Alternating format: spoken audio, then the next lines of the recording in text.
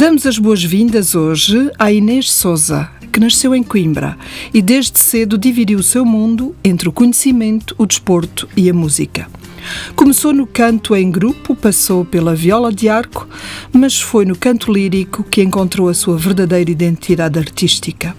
Ao mesmo tempo, construiu um caminho académico na área das línguas, mostrando que a sensibilidade artística e o rigor intelectual podem caminhar lado a lado.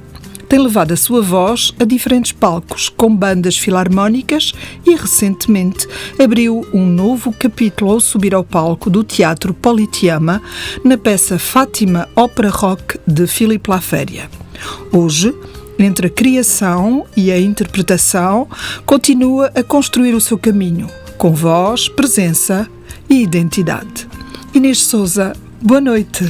Boa noite, muito obrigada por me terem aqui. Estou muito feliz por este convite e muito feliz por estar aqui convosco. Obrigada a nós por teres respondido com entusiasmo ao desafio de passares esta semana connosco no Ondas da Bahia. Inês, começamos pelo início. Que memórias guardas da tua infância em Coimbra? Em Coimbra nasci, mas não tenho muitas memórias lá, pois a minha mãe, portanto, é professora e quem conhece a vida de professor sabe que os professores andam num raio de quilómetros bastante elevado. E, portanto, edificámos-nos em Leiria. Portanto, de Coimbra só a nascença. Mas memórias de infância, tenho muitas memórias bonitas graças à minha família, graças à minha mãe, aos meus avós, que sempre me proporcionaram experiências fantásticas entre a natureza, entre o saber, entre a cultura e devo-lhes muito, muito. E quando é que percebeste que a música tinha um lugar especial na tua vida? Isso teria de falar sobre a minha mãe, porque sempre fez parte da minha educação. Portanto, ter música clássica quando eu estava a jantar, quando estava a almoçar com a minha mãe, quando estávamos a brincar e, portanto, logo aí tive essa introdução ao mundo cultural da música. Entretanto, já na primária, no Jardim Escola João de Deus em Leiria, fazia parte do coro, em que o maestro disse que, por alguma razão, eu brilhava na música. E eu sempre senti que era algo natural em mim.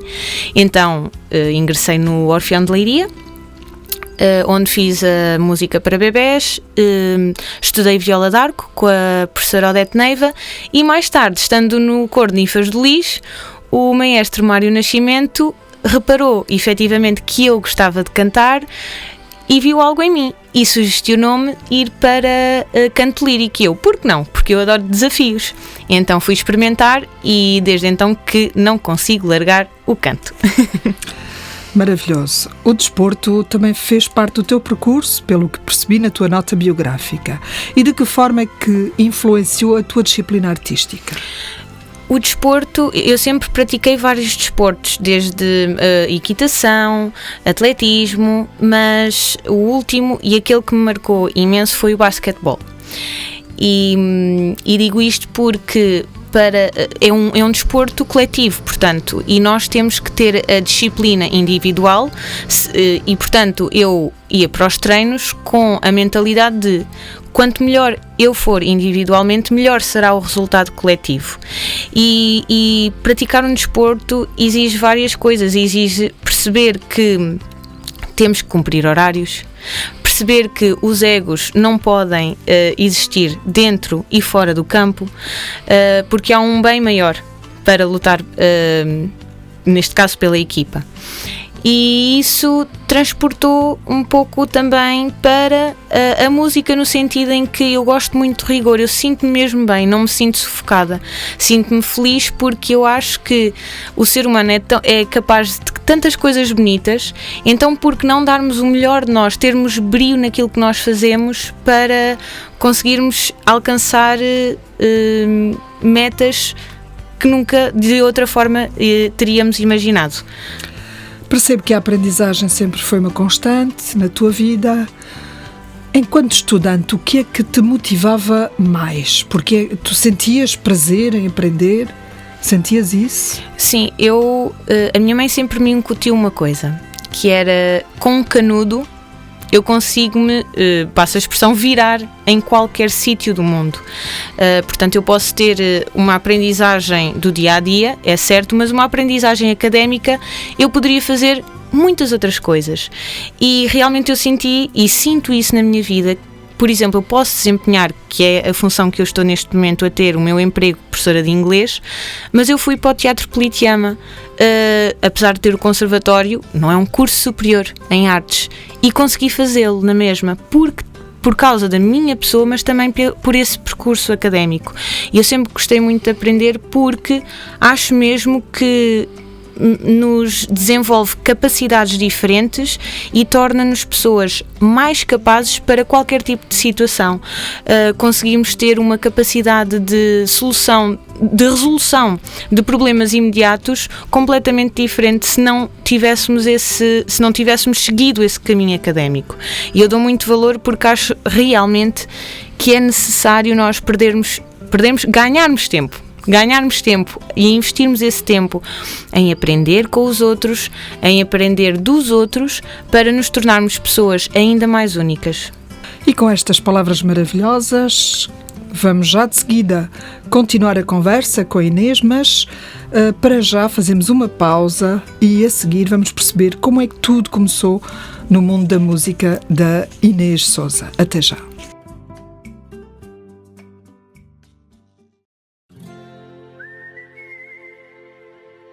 Estamos de volta no Ondas da Bahia. Hoje estamos à conversa com a Inês Sousa e estamos a descobrir o início de um percurso feito de sensibilidade e dedicação. Como é que surgiu então a tua entrada no Orfeão de Leiria? Fala-nos um pouco dessa entrada. No caso, foi a minha mãe, que sempre foi uma pessoa extremamente atenta àquilo que eu era, à pessoa que eu era, e percebeu desde cedo que a música me estimulava.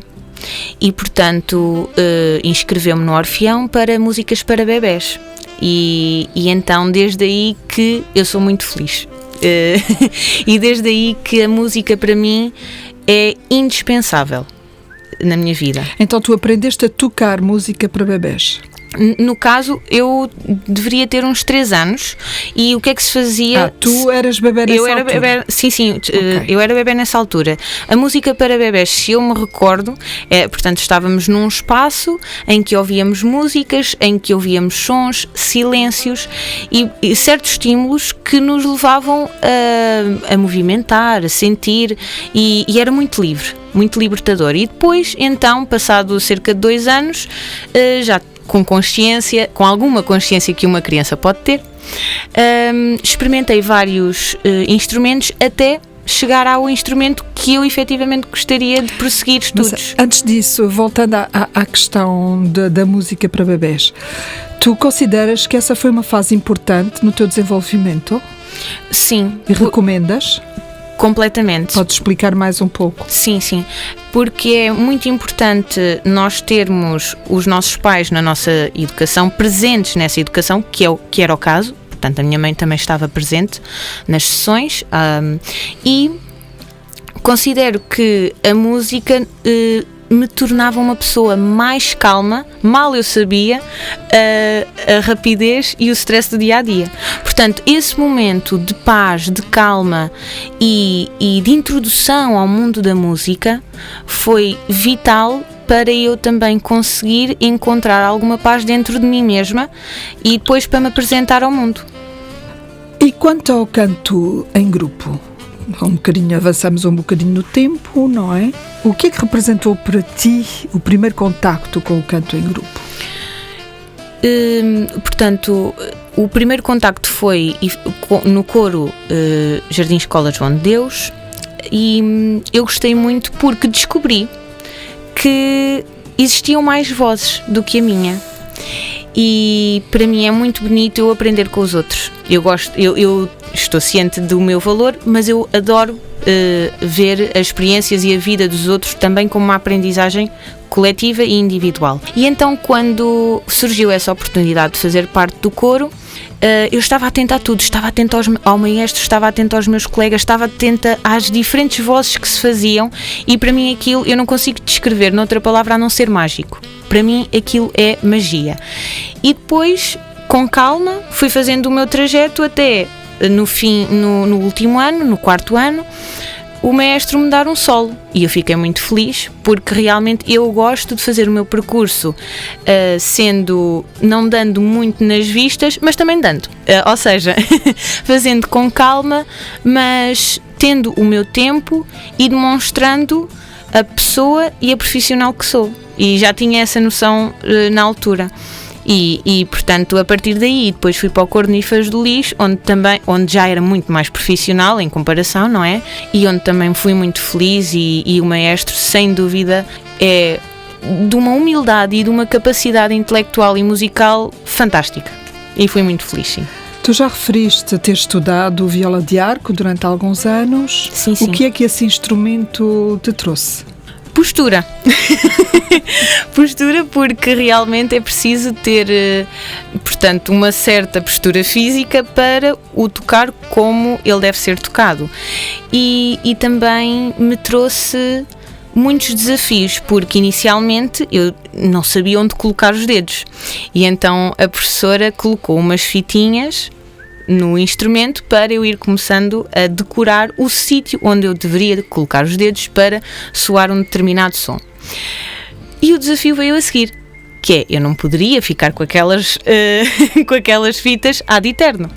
E, portanto, isso foi um desafio. Aprender música, ler música foi um desafio, mas, sobretudo, a relação de mim com de eu com o instrumento, de eu com a professora, de eu com o mundo artístico. Foi muito libertador e muito desafiante, sim, sem dúvida.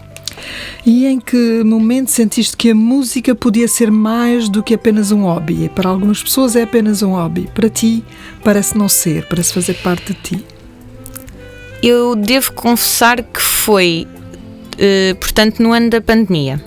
Porque eu sempre considerei a música importante, mas eu acho que nós, enquanto seres humanos, só sentimos a real importância das coisas e das pessoas quando ela não está presente. E, portanto, quando eu fui de Erasmus, terminaram-se os concertos, porque não conseguia estar entre a Alemanha e Portugal, porque era extremamente dispendioso. Regressei e, entretanto, temos uma pandemia à porta. Deixei de cantar por completo, e quando eu estou em Gouveia com a minha família, que comprei bilhetes para irmos ver os monólogos da vacina do João Baião, eu estou sentada na plateia, eu estou a apreciar o espetáculo e estou a chorar. E estou a pensar para mim, eu sou isto, porquê é que eu não estou daquele lado? Eu preciso de estar daquele lado. Não que eu seja mais importante do que ninguém, mas isto sou eu. E eu estou a trair-me se não prosseguir este caminho. E, portanto, foi aí que eu comecei a pensar no mundo artístico mais seriamente, porque realmente eu, sem isto, eu não vivo. Eu estou só a meio gás. E a vida passa num instante para nós sermos só metade de nós, ou sermos só uma pouca percentagem de nós próprios. É aquilo que eu acho. Esta semana estamos à conversa com a Inês Sousa e ainda há muito para descobrir. Agora fazemos uma pausa para ouvir boa música.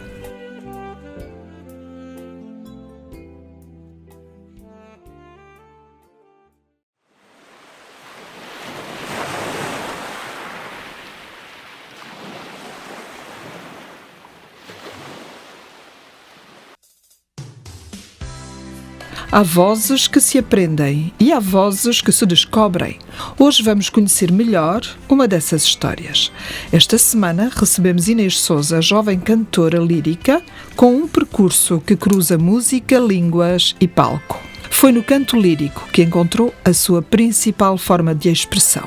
Como é que aconteceu então, Inês, a tua transição da viola de arco para o canto lírico? Então, eu estudei viola de arco durante cerca de 3-4 anos. Entretanto, ingressei no coro Ninfas do Lis, em que o maestro me diz e me sugere, por que não experimentar canto lírico? E então fui experimentar e foi amor à primeira vista. Canto lírico para mim significava a expressão máxima daquilo que eu era através da música, através das personagens, através da história, das peças, das obras que cantava, e foi um caminho muito gratificante para mim, sem dúvida. Que explica um pouco o que é que tu achas que o maestro Mário Nascimento, acho que é o nome dele, Sim, não é? sim. Viu ou ouviu na tua voz, não é? E que o levou a fazer-te essa proposta. Eu julgo que eu tenho, enquanto pessoa e enquanto artista, uma interpretação muito própria daquilo que estou a cantar, quer em coletivo, quer individualmente. Apesar de saber que quando estamos inseridos num coro ou inseridos num grupo, devemos comportar-nos como um todo e não tentar destoar, digamos assim, do grupo. Mas o maestro já me conhecia de anos anteriores e houve ali qualquer coisa, ou em solos, ou na minha postura de estar e na minha voz, que lhe deu essa vontade para me dizer para seguir música. Provavelmente também porque ele pertence ao meio artístico, ao meio musical, e pensou que provavelmente eu me sentisse realizada se seguisse essa veia artística, e não estava errado. Então, tu não tiveste qualquer hesitação? Nada. E sempre muito apoio da minha família e muito apoio daqueles que me rodeavam, quer dos amigos, quer dos professores. Há sempre uma primeira vez para todas as coisas na nossa vida, não é? E lembras-te da tua primeira aula de canto? Sim. Como é que foi? Foi muito engraçada, porque a abordagem foi, portanto, cantar músicas que eu conhecia, sem ser do registro lírico, e depois a professora Susana, pediu-me para eu suster uma nota durante o tempo que eu conseguisse. Eu nunca tinha feito aquilo assim, dessa forma, e então eu, portanto, estive a suster a nota, e foi muito engraçado, porque a partir daí eu percebi que o canto não é só voz, o canto é todo o nosso corpo a trabalhar para que o nosso talento, o nosso dom, que é a voz, consiga ter o melhor resultado possível. É todo o músculo, o diafragma, é a postura, é a coluna, tudo é importante para depois a voz ter o melhor resultado possível para quem nos ouve. Foi isso que te fascinou no canto lírico, ou houve mais qualquer coisa? A vontade de dizer a minha verdade. Porque apesar de eu gostar de cantar e apesar de eu gostar muito de aprender e ter disciplina nas minhas aprendizagens, eu sou sobretudo uma pessoa que gosta de partilha. E esta minha fome de partilhar quem eu sou, de partilhar histórias, de falar a minha verdade, de falar aquilo que eu penso através, no caso do canto lírico, das personagens e das várias obras de vários compositores, para mim era fundamental para eu própria compreender quem é que eu sou, perceber onde é que eu me situo no mundo, para onde é que eu quero ir, e estender uma mão às pessoas e dizer que é possível sermos quem somos, independentemente das nossas diferenças. Então daqui a pouco continuamos a explorar o percurso da Inês no canto lírico, mas para já vamos ouvir música.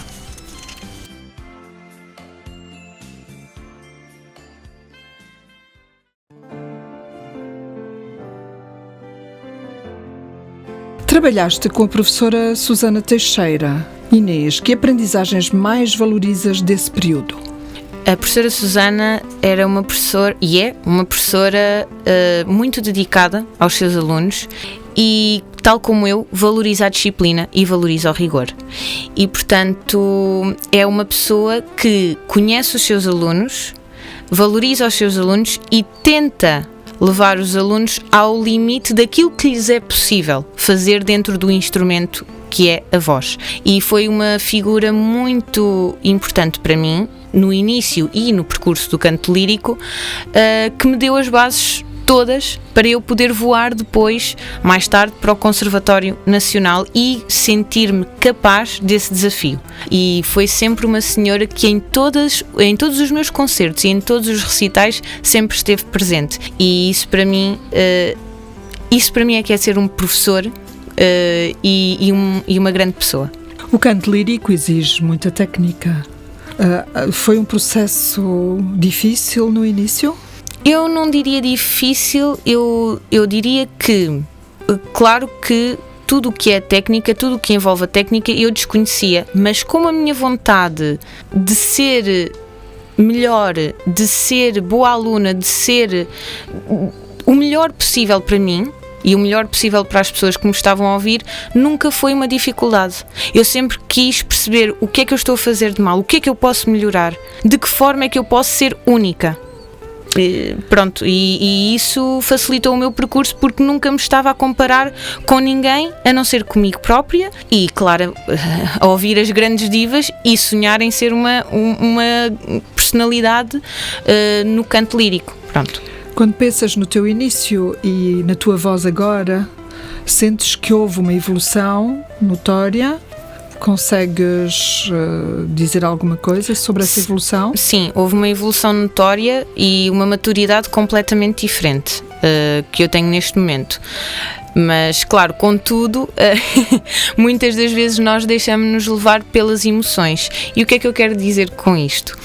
Nós temos que ter vários cuidados, sobretudo na alimentação, no descanso e a forma como nós utilizamos a nossa voz. E, sendo jovem, e também estando no Fátima Opera Rock, aconteceu que eu estava numa cena e essa cena, portanto, necessitava de muita força física, muita dedicação física, e eu estava num registro extremamente agudo. E eu quis saber desse registro? Não, o meu coração estava a sentir a personagem, estava a sentir a cena. Então eu elevo o meu pescoço e de repente existe uma distensão focal que me provoca pólipos. Como é que eu lidei com isso? Não muito bem, porque tive cerca de 1 mês e meio em vocal rest, portanto a descansar a minha voz, e portanto depois a partir daí foi toda uma reeducação vocal. Não foi fácil, ainda não é fácil, mas sou uma pessoa muito resiliente e persistente e, portanto, eu sei que estas coisas acontecem e portanto, é trabalhar todos os dias para voltar, para regressar ao meu eu. Houve algum momento em que duvidaste das tuas capacidades? Eu acho que nós, enquanto artistas, estamos sempre a duvidar, mas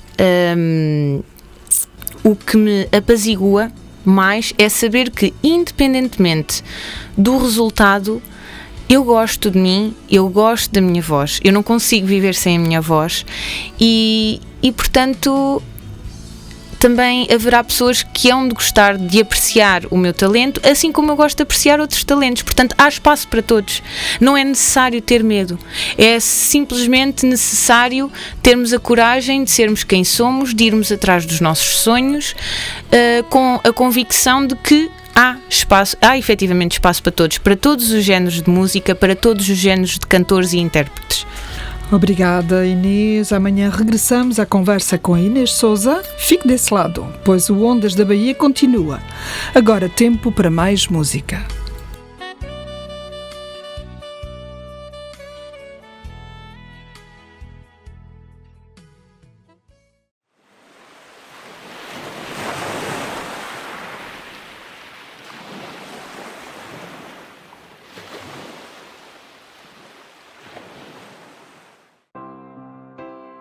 Estamos de volta ao Ondas da Bahia, numa conversa que hoje nos convida a sentir mais do que a explicar, com a cantora lírica Inês Souza.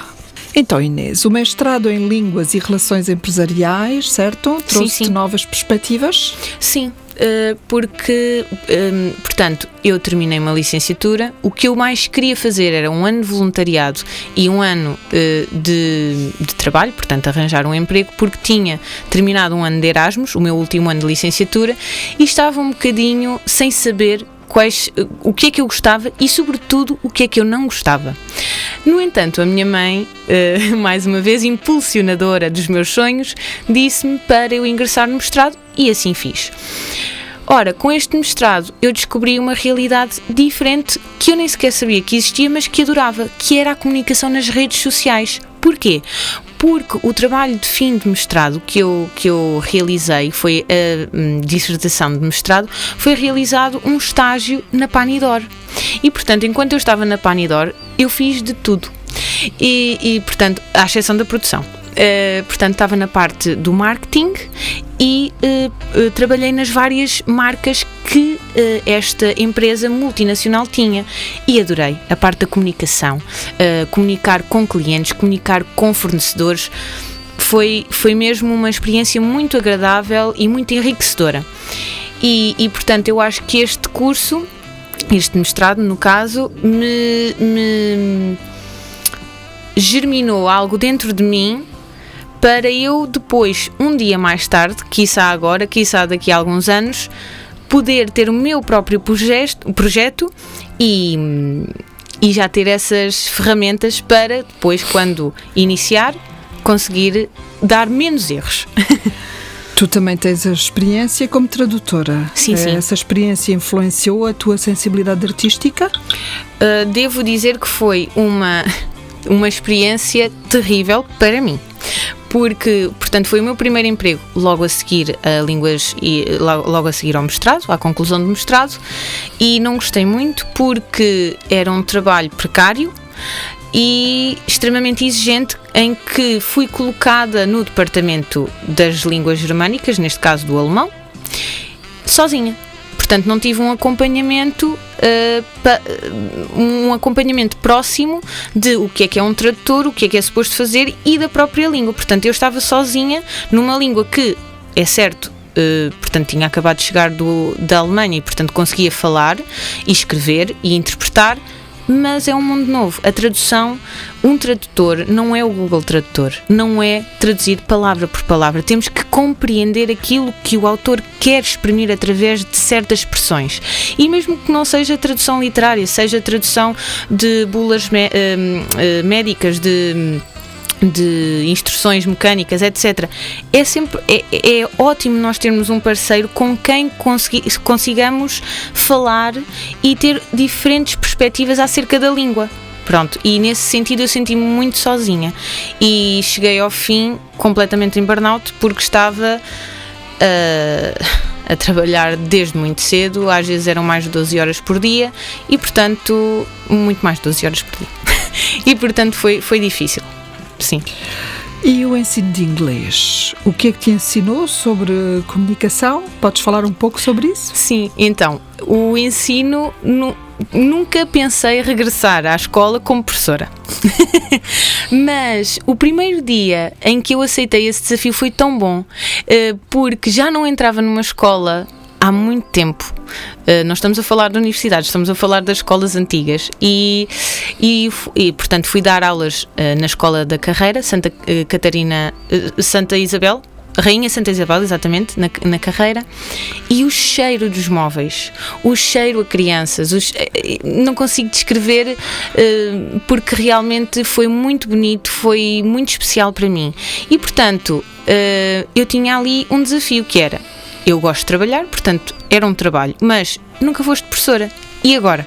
O que é que tu vais fazer? Como é que tu podes ser interessante? Como é que tu podes pegar num sistema de ensino que, a meu ver, não está adaptado à realidade e podes torná-lo interessante para os jovens de hoje em dia, que eles têm um spam de atenção extremamente reduzido devido às redes sociais. Foi muito desafiante, mas foi muito gratificante, porque eu tinha nonos, sétimos e quintos, portanto, faixas etárias completamente diferentes. E o que é que eu pensei? Bem, eu tenho que ser eu própria, mas eu vou criar aqui um alter ego, uma personagem, para as minhas aulas serem divertidas. E houve uma coisa que eu fiz com os alunos, que agora me recordo, que eu acho... foi fantástico porque vi a evolução dos alunos e vi que eles gostavam de aprender, e isso para mim é essencial. Um aluno não deve simplesmente decorar a matéria. Para isso temos as máquinas. Nós, enquanto professores, a meu ver, temos uma função também, que é formá-los enquanto cidadãos. E isso para mim é muito importante, porque realmente o mundo hoje está muito perturbado. E então eu, na segunda-feira, dava-lhes a hipótese, porque nós em inglês temos a componente, portanto, oral, dava-lhes a hipótese de: meninos, escolham um tema para na sexta-feira ou na quinta-feira debatermos esse tema. E, portanto, estava a deixar os alunos refletir sobre coisas que eles precisam de falar, dar-lhes espaço para a reflexão e dar-lhes espaço para a partilha dos próprios pensamentos, que é tão importante. E, portanto, eu senti que alunos que no início do ano não falavam nada, precisavam de preparar estas apresentações, estas reflexões, chegavam ao fim do ano a dizer-me frases simples, mas conseguiram. E isso para mim é uma vitória. A vitória não é ter alunos de 5. A vitória para mim é os alunos aprenderem efetivamente, no caso inglês. E eu saí de lá, ainda hoje falo com eles, e isso para mim realmente sinto que estou no caminho certo e estou a formar pessoas com pensamento próprio, pensamento crítico e felizes para a vida. E isso para mim é o mais importante de tudo. Achas que a música e o ensino das línguas, ou a aprendizagem das línguas, estão relacionados? Portanto, a música e a aprendizagem, a música e o ensino? Sem dúvida. Nós, por exemplo, no ensino em inglês, nós podemos pegar numa canção que eles gostem e espartilhá-la e perceber: olhem, vocês aqui têm verbos conjugados no passado, veem? Isto é o passado em inglês. Portanto, temos que nos adaptar às exigências, é certo, mas também temos que ir de encontro àquilo que são os jovens hoje em dia. E, portanto, a música, nesse sentido, se nós gostarmos, se os nossos jovens gostarem, é também um fator facilitador de aprendizagem para ambas as partes, porque eu considero que, enquanto professor, eu estou a ensinar, mas eu própria também estou a aprender, não só com a minha abordagem ao ensino, mas com os próprios alunos, que me fazem muitas das vezes refletir sobre quem eu sou, refletir sobre a forma como eu estou na aula e refletir sobre o que é que eu quero deixar aqui neste mundo. Pronto. E nesse sentido, a música sim, é importante, e tanto é importante que consegui depois, enquanto lá estava, atrair alunos para o ensino da música, e eu acho que isso é muito, muito bom, porque a música realmente inspira, e a música dá-nos uma calma e um tempo de reflexão que eu não consigo ver em muitas outras áreas, e isso é muito importante. E consegui, através do inglês, fazer uma espécie de campanha eleitoral para o ensino artístico. Sim, como sabes, eu também tenho um passado enquanto professora de línguas, não é? Não o inglês, mas o francês. E os meus alunos do ensino articulado, e que portanto tinham música, aprendiam mais facilmente e fixavam mais facilmente uma língua estrangeira, neste caso era o francês, do que aqueles que não tinham a possibilidade de trabalhar essas tendências musicais, vou-lhe chamar assim. E essa relação que eu encontrei neles, achei absolutamente fantástica. Essa facilidade com que eles aprendiam uma língua estrangeira, graças talvez à abertura perante novas musicalidades. Sem dúvida. Novas formas de falar. Sim, sem dúvida, porque é a música ou uma língua, dependendo daquilo que um aluno esteja mais à vontade, não é? Mais predisposto é sempre o sairmos de nós, é sempre colocarmos-nos numa posição de desconforto, e é a partir do desconforto que nós crescemos, é a partir do desconhecido que nós crescemos. Portanto, seja isso a música, seja isso a língua, é extremamente importante para o aluno compreender que a sala de aula é um espaço seguro, e a sala de aula é um espaço de tentativa, erro, sucesso. Ou então não, erro outra vez, mas não tem problema, porque ele sabe que ali o que importa é que ele evolua, é que ele avance dentro das suas capacidades. E, portanto, as línguas e a música é uma relação muito próxima e muito saudável, eu diria, sim. Então voltamos amanhã com mais histórias e com mais experiências da Inês Sousa. Para já ficamos com a música.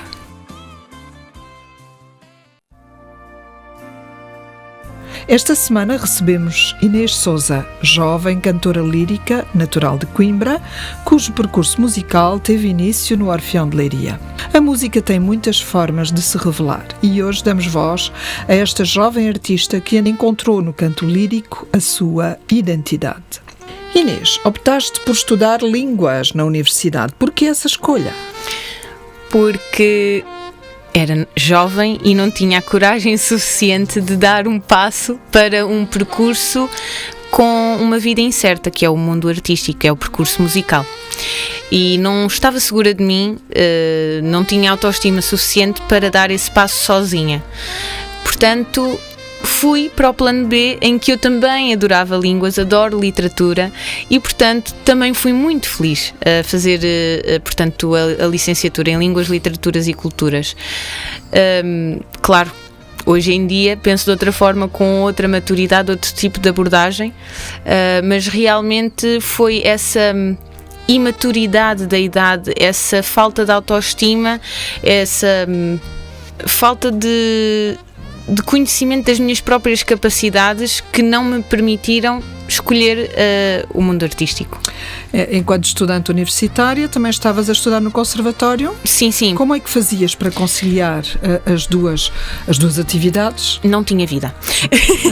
Então, o que acontecia é que eu estava a tirar a licenciatura e em simultâneo estava a fazer canto lírico no Conservatório Nacional com o professor José Araújo e, portanto, o tempo que me restava para estudar e para descansar não era muito.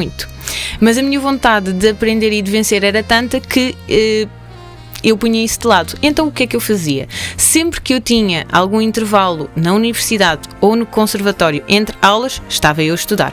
Estava no metro, estava a ler. Ia para casa, eram noites passadas a estudar, para quando chegasse o fim de semana, como não tinha nem universidade nem conservatório, então aí descansava como deve ser. Então, e o professor José Manuel Araújo, que marcou essa fase, de que forma é que ele marcou? Antes de tudo, dizer que ele é um senhor e eu aprecio imenso a pessoa e a postura que ele tem perante a vida, perante o ensino. Realmente foi uma escola de vida. Mais do que até escola artística, eu sinto que o conservatório e especificamente o professor José Manuel Araújo foi mesmo uma escola para a minha vida, porque se eu já tinha brio naquilo que fazia, este senhor então realmente revelou-me o que é ser nobre naquilo que se faz, seja na música, seja na literatura, seja onde for. E portanto o cuidado ao entrar numa sala, o cuidado na apresentação, não é que eu não tivesse, mas realmente mudarmos de ares, estarmos em contacto com realidades diferentes. Quem quiser aprender e quem quiser evoluir, realmente é extremamente necessário nós sairmos de nós próprios e irmos visitar outras experiências, outras pessoas. E esse professor marcou-me imenso porque eu conheci muito poucas pessoas como ele, tão educadas, tão inteligentes, tão bem formadas, e realmente é uma pessoa que eu estimo muito no meu coração, que eu sempre senti que era muito privilegiada no momento em que tinha aulas com ele, e ainda hoje já tinha a noção do privilégio que era, portanto, privar com o professor José Manuel Araújo. Nessa época sentias que vivias duas vidas, a académica e a artística? Sim, sem dúvida, porque eu não tinha descanso possível e, portanto, o núcleo de amigos que eu tinha no conservatório e o núcleo de amigos que eu tinha na faculdade eram bastante distintos. O núcleo de amigos da faculdade, como deve calcular, caloiros, só querem descobrir uma vida nova, e portanto o núcleo de amigos do conservatório falava a mesma língua que eu, e eu sempre fui um bocadinho peixe fora d'água, ou seja, nunca me interessei propriamente por semanas académicas, não que isso tenha algum mal, nada. Simplesmente é aquilo que eu sou, e acho muito bem que as pessoas vão, até porque eu gostava de ir, e quando quis ir houve a pandemia, portanto não sei o que é uma semana académica, mas realmente são grupos completamente distintos, mas que eu me sentia muito bem e sempre me dei muito com os meus professores da universidade, inclusivamente mantenho ligações com alguns deles ainda hoje, e os do conservatório alimentavam a minha alma, ou seja, a faculdade ia-me alimentar o meu intelectual, o meu evoluir enquanto profissional, e depois quando eu ia para o conservatório eu ia alimentar a minha alma, ia alimentar o meu sonho. E eu acho que isso é tão importante, nós não nos descuidarmos de ambas vertentes. Acho que é extremamente importante. Talvez a arte não precise de respostas, apenas de espaço para ser sentida. Ficamos com este pensamento e voltamos já a seguir. Estamos a conhecer melhor o percurso da Inês Souza.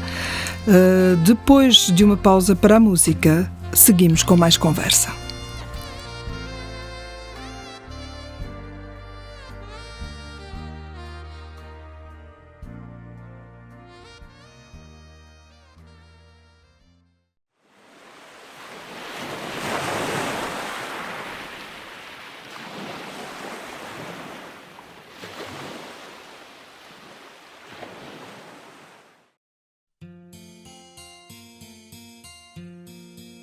Estamos de regresso ao Ondas da Bahia a acompanhar o percurso da Inês Souza. Inês, estreaste-te como atriz no Teatro Politeama. E como é que surgiu essa oportunidade? Olha, se quer que lhe diga, estava muito hesitante em ir ao casting, porque eu vi o casting, falei com o meu namorado, disse que isto é a minha vida, mas tinha muito medo do julgamento, porque quando nós vamos a castings, tudo é julgado. O nosso corpo, portanto o físico, a forma como nós nos apresentamos, o nosso dom, que neste caso é a voz, e portanto eu não sei se me apetecia ser julgada dessa forma. No entanto, o impulsionador foi o meu namorado e veio comigo ao casting. Chego ao casting e, curiosamente, antes, quando estava na fila à espera, estava nervosa, mas quando chego, eu digo, eu sou isto, eu sei cantar, não sou melhor do que ninguém, sou eu. Se gostarem, ótimo, e se não gostarem, eu vou continuar a fazer a minha vida, vou continuar satisfeita comigo mesma. Portanto, vou só aproveitar este tempo, vou tentar ser o melhor para mim, porque eu tenho a certeza que mesmo se eu não for selecionada, eu sei que as pessoas também vão gostar e vão partilhar um bom momento, um bom minuto ou segundos daquilo que foi a prova. E portanto, assim foi. Levei as partituras, cantei uma música lírica e depois o Sr. Filipe Laféria perguntou-me, então, mas e não sabe nada em português? Tanto repertório português que eu tenho e nada me vinha à mente. Então, eu não sei para onde é que a minha mente me levou. A verdade é que cheguei ao Corcunda de Notre Dame e, portanto, cantei uma música da Esmeralda, portanto, uma música que foi cantada pela nossa querida Sara Tavares, que já não está connosco, mas estará sempre nos nossos ouvidos e nos nossos corações. E eu acho que foi isso. Eu não sou uma pessoa com um grande ego, mas sou uma pessoa que está sempre à procura da felicidade individual e da felicidade coletiva, e foi isso. Fui à procura da minha felicidade e quis ser feliz. Fui feliz e, por acaso, fui selecionada. Pois deve ter sido um momento especial na altura em que descobriste que efetivamente tinhas tido sucesso. Porque foi um sonho. Eu sempre sonhei, eu tenho vários sonhos, mas eu sempre sonhei pisar o palco Politeama sob a tutela do Sr. Filipe Laféria. E, portanto, eu fui ao casting, entretanto, metem-se as férias de verão e eu tenho ali uma semana que não sei o que é que vai ser a minha vida profissionalmente, se consigo um emprego enquanto professora, se o casting correu bem ou não correu bem, pronto. Entretanto, recebo um telefonema. Olha, é Inês Souza? Sim, sou. Olha, pronto, é só para dizer que nós vamos começar os ensaios do Fátima Opera Rock e eu acho que era verão, estavam 30 graus, mas eu congelei na mesma.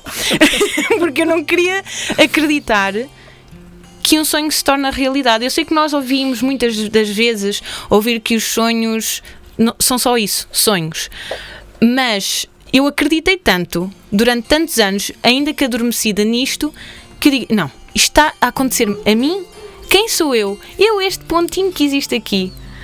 E não esperavas esse telefonema? Nada.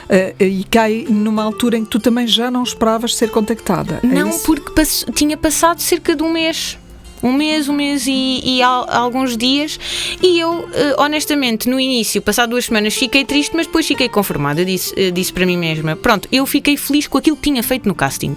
Pronto. Se ficasse, ficava. Se não ficava, não ficava. Mas realmente, quando eu obtive aquele telefonema, eu não procurei mais nada. Eu não queria saber de salários, eu não queria saber nada. Eu sei, louca da juventude, a pensar que não quer salários, nós não sobrevivemos do ar, mas era um sonho. E, portanto, quando nós temos algo que o nosso sangue ferve por isso, eu tive que ir atrás. Independentemente das condições, eu tinha que agarrar aquele sonho. Porque eu não sei se essa oportunidade vai voltar a existir. E, portanto, enquanto eu estiver viva e enquanto as oportunidades existirem para mim, ou eu as criar, eu vou atrás delas. E eu acho que isso é importante para todos nós. É nós, se não houver oportunidade, irmos atrás delas e criarmos as nossas próprias oportunidades. E como é que foi integrar a peça Fátima Ópera Rock? Como é que foi? Então, foi uma descoberta de tanta coisa, Anabela, porque tivemos cerca de um mês e meio de ensaios, coisa que, pelo menos pelo meu conhecimento, não tinha existido. Portanto, as peças do Sr. Filipe Laféria são com alguns meses de antecedência, os ensaios existem com alguns meses de antecedência. Só tiveram um mês? Um mês e meio. Isso não é nada. Portanto, das duas uma, ou somos muito loucos, ou então somos muito bons, ou então é uma mistura dos dois.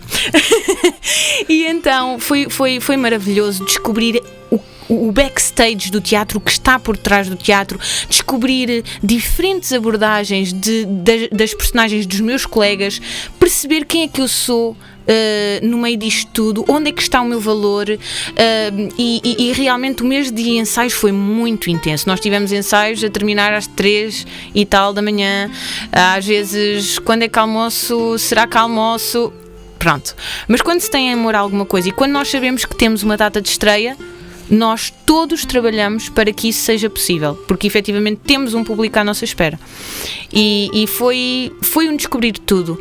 E depois, nos entretantos, eu tive a sorte de ter muito bons colegas de trabalho, seja atores, seja assistência de palco, que me foram guiando no sentido de, por exemplo, regras de palco. Não vamos para palco com os ténis da rua. Temos chinelos próprios para pisar o palco. Eu sei que pode ser uma coisa muito pequena, mas faz a diferença. E eu quero fazer a diferença. E eu gosto de aprender com quem já está há mais tempo, para eu um dia ser também o patamar. Pronto. Como se o palco fosse um espaço sagrado, não é? Exatamente. E temos que cuidar do chão, porque naquele chão, no caso do Teatro Politeama, passam-se sempre 2 peças. A peça infantil, que é de manhã e à tarde, e a peça, portanto, da noite. E, portanto, temos que cuidar do espaço para que todos tenham um bom ambiente de trabalho e que não aconteça acidentes de trabalho. Pronto, aprendi isso e aprendi outras coisas e realmente tive muita sorte nos colegas, tive muita sorte em ser selecionada, mas eu também trabalhei para isso. Eu sei que também trabalhei para isso e sinto que foi uma aprendizagem de vida que mudou a forma como eu me vejo e que mudou, sobretudo, a forma também como eu vejo o mundo artístico. Então, o teatro também acrescentou à tua expressão artística? Completamente, porque no teatro nós estamos nus, no sentido figurado e também, no sentido literal. E, portanto, temos que nos despir de quem nós somos para nos dar às outras pessoas. E isso foi uma coisa que não é que seja imposta, não, mas é natural. Nós estamos no camarim, temos mudanças de roupa, é rápido. Ninguém está ali a olhar no corpo um do outro. Não há isso. temos que apresentar um bom espetáculo, o público pagou para nos vir ver e nós temos que ser competentes o suficiente para fazer jus à casa que é o Politeama e ao Sr. Filipe Laféria e a nós próprios, não esquecer, a nós próprios também, sobretudo. Portanto, deu-me também muitas dúvidas, porque enquanto mulher e enquanto ser que se está sempre a questionar com falta de autoestima, claro, nós olhamos umas para as outras inevitavelmente, e eu sentia também essa necessidade de ser mais magra, essa necessidade de ter um outro tipo de aparência. Não vou mentir, isso aconteceu para mim, não posso falar das outras pessoas, mas para mim existiu. Mas também fiz paz, tenho vindo a fazer paz comigo mesma relativamente a certos assuntos, e o teatro é realmente uma forma de nós nos autoconhecermos, autodescobrirmos, e foi mesmo uma escola de vida. Mais do que o realizar de um sonho, aquilo que me deu a mim foi mesmo uma escola de vida, um valor incalculável. Estamos quase a terminar a primeira hora do Ondas da Bahia por hoje, mas continue connosco. A seguir aos comerciais haverá mais. Amanhã continuamos a conversa com a Inês Sousa.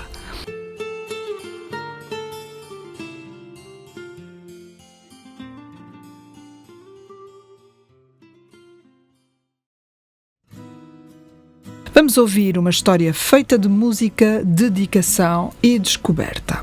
Inês, atuaste com várias bandas filarmónicas, nomeadamente a Banda Filarmónica de Monte Redondo, sim. E como é que descreves essa experiência?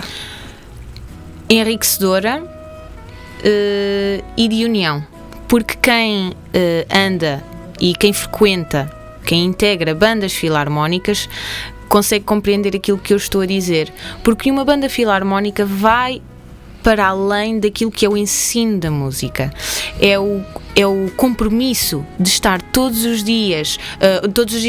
as semanas àquela hora, compromete-se com o maestro, compromete-se com os músicos para vários concertos, vários serviços, e portanto a união que eu vi na Banda Filarmónica de Monte Redondo, vi e experienciei, foi realmente um momento muito bonito na minha vida, porque eu via que as pessoas se tratavam como família, apesar de não o ser, ok? E isso é tão raro hoje em dia, conseguirmos ver, sentir pessoas genuínas que não nos são sangue, mas conseguem fazer-nos sentir como se nós fôssemos família. E realmente foi uma experiência muito bonita, conseguimos fazer projetos muito bonitos nesse ano, e as bandas filarmónicas são essenciais para os nossos meninos. É uma oferta extracurricular que lhes concede, portanto, vários tipos de aprendizagem dentro do meio artístico, mas também enquanto pessoas. E a tal disciplina, o tal sentido de compromisso, isso é muito importante, porque depois eles, os alunos e nós, levamos isso depois para os nossos empregos, inevitavelmente, e sem pensar nisso. São valores que nos são incutidos e que depois já são naturais em nós, e isso é muito importante. Fazem parte do caráter, não é? Exatamente. Depois moldam a pessoa. Exatamente. Há algum concerto que tenha sido particularmente marcante para ti? Sim, foi um concerto que nós demos, agora não lhe consigo precisar a data, mas sei que foi em abril, e foi a propósito dos 50 anos do 25 de abril. E portanto nós cantámos em vários sítios, nomeadamente este concerto no Teatro José Lúcio da Silva, em que cantámos Zeca Afonso, e em que se cantou o Amor a Portugal de Dulce Pontes, por mim e pela banda. E realmente não há expressão máxima na minha vida que seja a língua portuguesa e que seja estar num palco a dar de mim para os outros e ver os outros, tocar os outros sem ser fisicamente, e que eu consiga receber essa mensagem através do olhar das pessoas. Não tem qualquer preço, porque valor tem, preço não tem. Quando tu falas do olhar das pessoas, estás-te a referir ao público? Ao público, sim. O sim. contacto com o público mudou a tua forma de cantar? muda sempre, porque nós nunca não sabemos que tipo de público é que nós temos à nossa frente. Se é um público que já está preparado, que sabe aquilo que vai ouvir, ou se é um público que a música clássica não lhe diz tanto. Pronto, nós nunca sabemos. E, portanto, conseguir compreender que dos diversos concertos que nós fizemos, em todos conseguimos tocar o coração das pessoas, e muitas delas choram, muitas delas sorriem, muitas delas fecham os seus olhos para apreciar a música que está a ser feita, que está a ser cantada, é muito gratificante e é um sentido de paz com aquilo que nós somos e com aquilo que nós estamos a oferecer às pessoas, que é aquilo de nós, que é que nós somos. E antes de subir ao palco, sentes emoções? Quais são as emoções que tu sentes? Aí, imediatamente antes. Eu sou uma pessoa ansiosa por defeito, porque não é uma qualidade, com certeza. E eu sempre que sei que vou ter um concerto ou que vou ter algo marcante, fico mesmo muito nervosa. E é um nervoso que tem que ver com responsabilidade, porque eu gosto de fazer as coisas bem feitas. Eu não gosto de fazer as coisas só porque, ok, eu sei fazer, então vou ali fazer uma presença. Não. Eu gosto de dar sempre o meu melhor. Eu quero que todos os concertos que eu tenha sejam sempre os meus melhores e os melhores para as pessoas. Porque essa é a minha verdade, é assim que eu trabalho. E portanto, o nervoso antes de entrar em palco é de responsabilidade no sentido de eu quero que tudo aquilo que eu vá fazer seja bom. Em primeiro lugar, para os meus contracenas, portanto, a banda, no caso, e que seja bom para mim e bom para quem está a assistir e a ouvir, porque só assim é que faz sentido, a meu ver. Já a seguir, falamos mais de palco e de teatro com a Inês Sousa. Para já, fazemos uma pausa com música.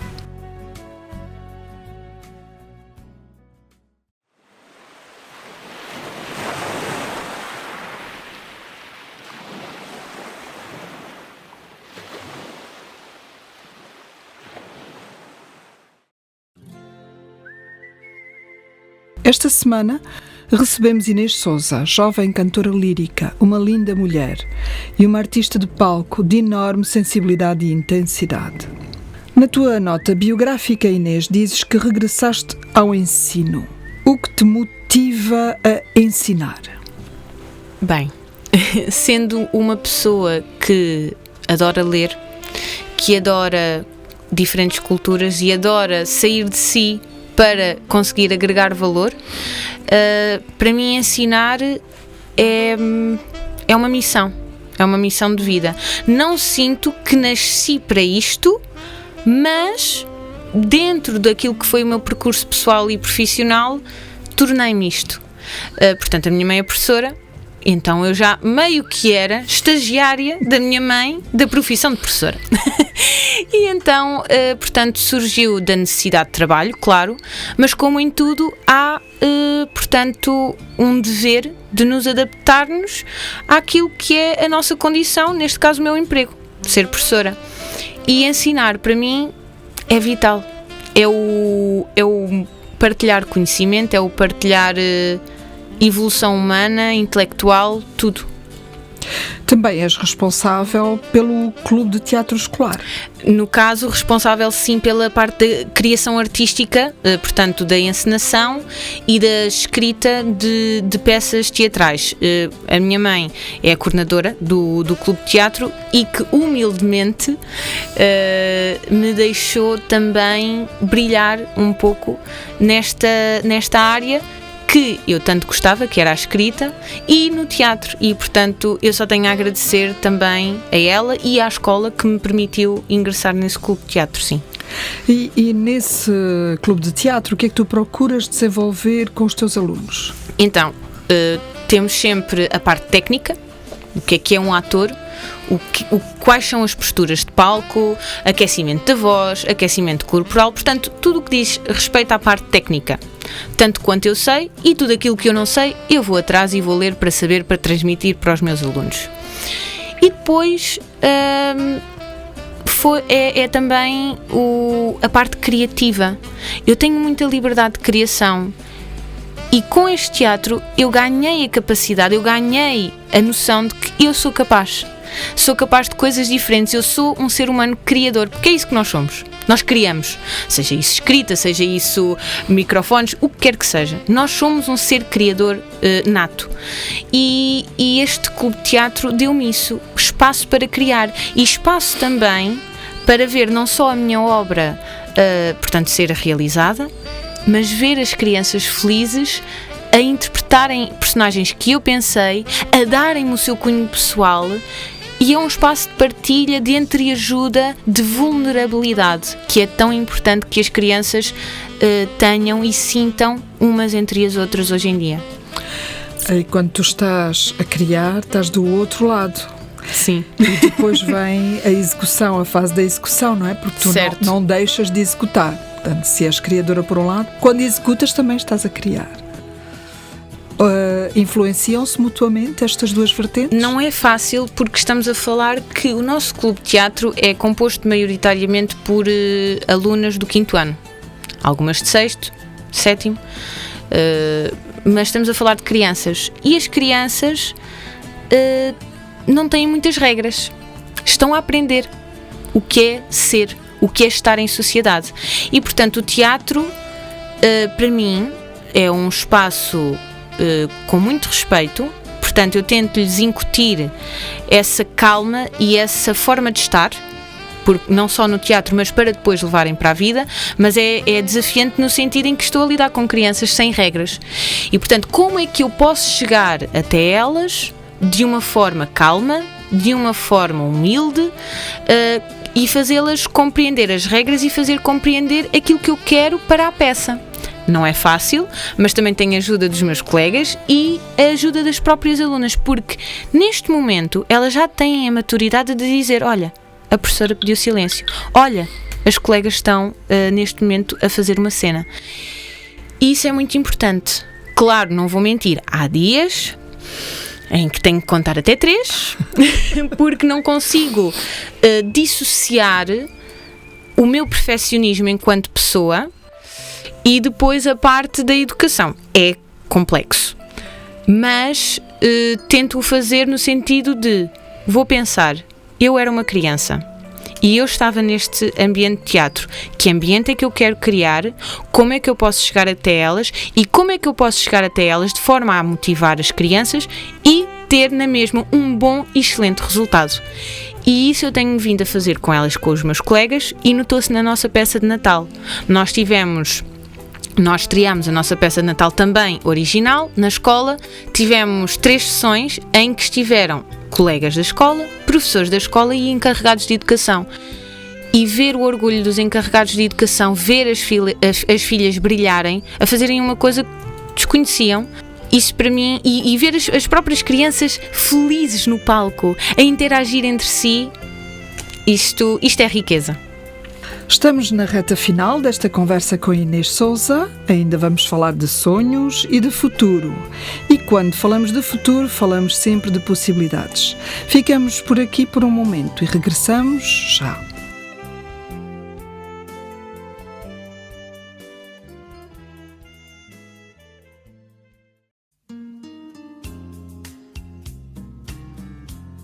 Último dia desta conversa no Ondas da Bahia com Inês Sousa. Hoje, agora, com o olhar posto no futuro e nos sonhos. Inês, que sonhos ainda queres concretizar? Muitos.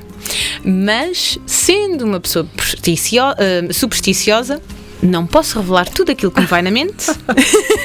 Mas eu sinto que, se por um lado já tive fases da minha vida em que questionava a própria existência, o porquê é que eu estou aqui, que valor é que eu tenho, neste momento eu só quero ter mais anos porque eu tenho tantos sonhos e sinto que não há tempo suficiente para os realizar. No entanto, sinto que não me quero preocupar com a linha temporal, mas sim com a intensidade que eu coloco nas minhas atitudes e nas minhas escolhas. E, portanto, o futuro portanto eu estive no Politeama, regressei ao ensino e eu neste momento sei aquilo que eu quero, para aquilo que eu nasci, e sinto que cada um de nós tem um dom, seja isso o dom de ser mãe, seja isso o dom de ser bom médico, de ser o que quer que seja, um bom pianista. No meu caso, eu sinto que nasci com o dom da voz e a minha mãe e a minha família cultivaram em mim o dom do amor e da empatia.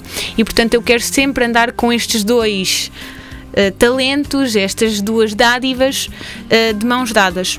E gostava de ter a coragem de, no próximo ano, porque é coragem, gostava de ter a coragem de, no próximo ano, esquecer tudo o que a sociedade nos dita para ser e nos dita para fazer e lançar-me para o meio artístico, seja isso música, seja isso encenação. Eu gosto de criar e, portanto, se as oportunidades, como anteriormente disse, se elas não estiverem lá, eu tenho um ano e vou atrás delas com todas as forças que eu tiver, porque eu só tenho esta oportunidade que é a vida. E ninguém a vai viver por mim, nem da forma que eu vivo, nem da forma que eu vejo. Porque estamos nesta sala, somos 3 que estamos nesta sala, e se a pergunta for diz-me 3 objetos que vês nesta sala, eu tenho a certeza que as nossas respostas não vão ser as mesmas, apesar de estarmos no mesmo ambiente. E, portanto, para mim, é muito importante, independentemente das perspectivas que a sociedade tem para comigo, das expectativas, tudo, eu quero tentar ser eu e tentar ir atrás de mim, signifique isso o que significar. Muito bem. Diz-me, como é que tu vês o futuro do canto lírico, do teatro, do meio artístico em Portugal? Relativamente ao canto lírico, eu vejo muito bem entregue. Tenho colegas excepcionais a fazerem coisas maravilhosas que se encontram em Portugal e que também se encontram no estrangeiro. A Andrea Conangla neste momento está no Japão, é uma cantora fenomenal, mais para a área do contemporâneo. Portanto, depois tenho outras colegas que ou estão em Madrid ou também estão aqui e estão a fazer parcerias com museus, nomeadamente portanto, em Sintra, com o município de Sintra, e fazem as noites animadas. Pronto. Acho que o canto lírico em Portugal está muito bem entregue. Relativamente ao teatro, também acho que nós há um certo estigma na nossa sociedade portuguesa que é o que vem lá de fora é que é bom. Pronto. Eu também já lá estive fora e não precisei de ir lá para fora para saber que o que cá temos é bom. E, portanto, valorizar mais a nossa língua, valorizar mais as pessoas que nós temos cá, porque nós tivemos um Nobel da Literatura, certo? E não foi preciso ir buscá-lo lá fora.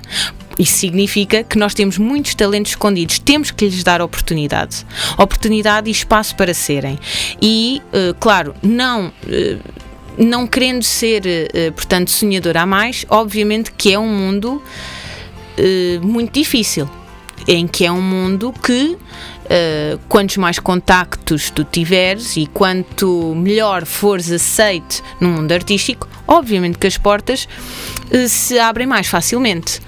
Mas eu também não tenho medo no sentido em que demore isso mais tempo, menos tempo, eu não me importo com o tempo, eu importo-me que eu sei que vou chegar lá, essa é a minha crença, eu vou chegar lá, onde? Não me importa, eu sei que quero seguir música, eu sei que quero seguir a via artística, estar no palco, seja isso no cinema, seja isso no teatro, seja isso na televisão, não importa.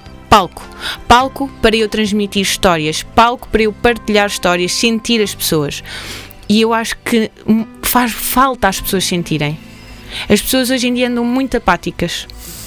É aquilo que eu sinto dos meus alunos e portanto, conversas de rua. E a arte salva-nos. A escrita salva-nos, as conversas que estamos a ter neste momento aqui na Rádio Sister salvam-nos, porque provavelmente eu poderei tocar uma pessoa, mas é uma pessoa, e isso já muda a vida dessa pessoa em questão. Portanto, o futuro é brilhante. Eu quero sempre pensar nas coisas positivas. Eu acho que Portugal tem muito talento, tem também que dar espaço a esse talento, para esse talento emergir e ser mostrado em grandes palcos e em pequenos palcos, porque tudo é aprendizagem. E portanto, dizer às pessoas que nós somos do tamanho dos nossos sonhos. É isso que tu queres dizer? Eu tinha uma última pergunta aqui. Se pudesses deixar uma mensagem a jovens artistas ou aos jovens que ambicionam ser artistas, qual seria? Ser verdadeiros a nós próprios, independentemente que tenhamos alguns lados negativos. Claro que vamos ter sempre, nem todas as pessoas têm que gostar de nós, mas sermos fiel a nós próprios e nunca desistir, porque por vezes nós achamos que o caminho é linear. Não é.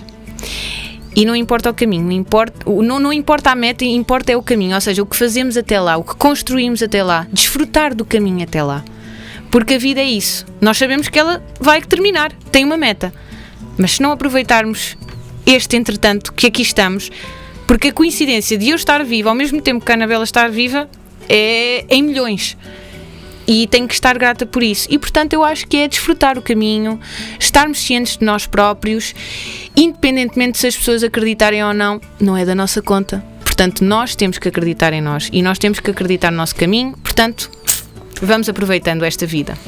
Aproveitar também este momento que foi absolutamente excepcional. Muito obrigada, Inês. Obrigada eu.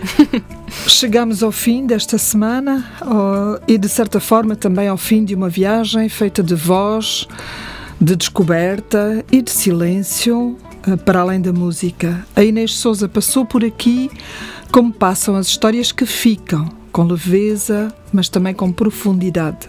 Entre a música, o teatro e o palco, fomos encontrando não apenas uma artista, mas um caminho em construção, feito de coragem, de escuta e de uma entrega muito própria ao que faz sentido. Há vozes que não se limitam a cantar, contam.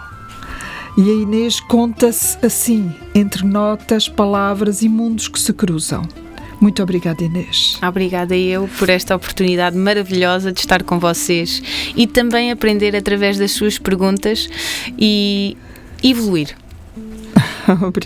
Obrigada por nos teres deixado ouvir um pouco de quem és. E assim que esteve desse lado, obrigada por acompanhar esta viagem connosco. Continuamos no Ondas da Bahia, já a seguir aos comerciais.